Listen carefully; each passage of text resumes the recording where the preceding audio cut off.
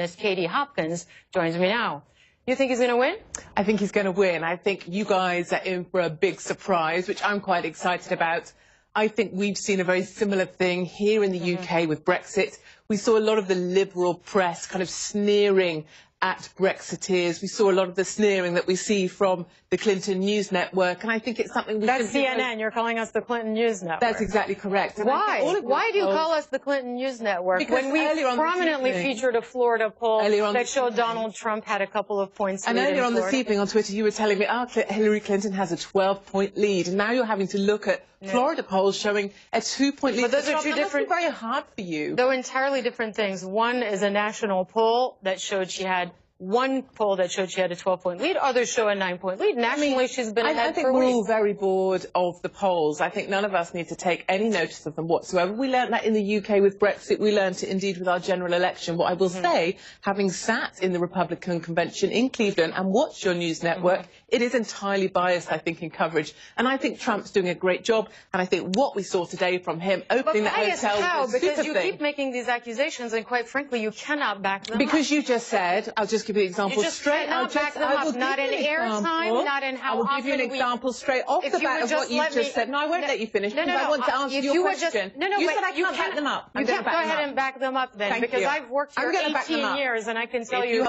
nothing but balance. So you were just saying how Trump really struggles with women. You guys seem to love to present us women, and I am vaguely a woman, as victims. I don't see myself as a victim. Many women, hard-working women, don't see themselves as victims. And we could also look at other polls that say 70% of individuals find Clinton to be utterly distasteful. I find her abhorrent to look at. Her little smile there does nothing for me. So, as Katie Hopkins, nobody's saying everybody loves Hillary Clinton. Well, I think you just did. Women, you said women love Hillary. Women do not love Hillary Clinton. I never said that. You're literally misquoting me. Tell me your quote. I gave you a poll where she had a 12-point advantage over Donald Trump with the female. They really are meaningless. Move on from polls. I'm bored of your polls. Okay, but you just quoted something I said that was completely factually incorrect. Tell me the correct quote. That women love Hillary Clinton? Oh, wrong word there. Clinton. When did I say You love Clinton, remember, not Trump. This conversation is actually going completely off the rails, because it seems like we've just entered a post-fact world where no matter what we say to you, you will actually deny facts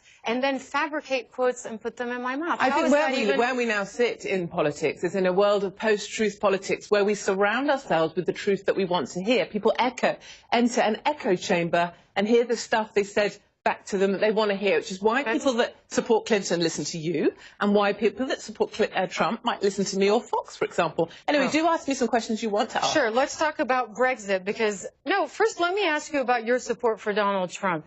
What is it about the things that he says? Why do you support Donald Trump? Because you're sitting here in Britain. Of course, you were pro-Brexit and all those things, and you have said some absolutely vicious and disgusting things about immigrants. You've called them cockroaches. You've said they were feral. You've said suicidal inmates should just go ahead and kill themselves. I think we should turn back the boat. People with dementia are blocking beds.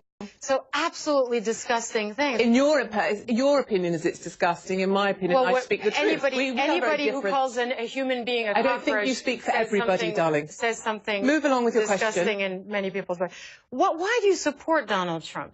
Because for me, as a small business owner, he really speaks to me and the people like me that work hard for a living. He gets things done. I think we've just seen Obamacare. It crucifies small business owners. You're going to get more of that with Hillary Clinton. You're not going to get that with Trump, and I think that's very important. He also gets stuff done. What we've seen with Clinton, essentially she's just the wife of an ex-president. She was there supporting her husband whilst he was in the Oval Office with Monica Lewinsky on her knees next to him. Well, we're going to get a strong woman I need. You're going to cut me off because I said not at all. You just said she's someone's wife when she was Secretary of State. She was someone's wife, and he had affairs in the Oval Office, and she stood by him. That is not a strong woman for me, honey. But if you call me honey, that is just very condescending. Okay, what word would you like me to call you? Extremely rude.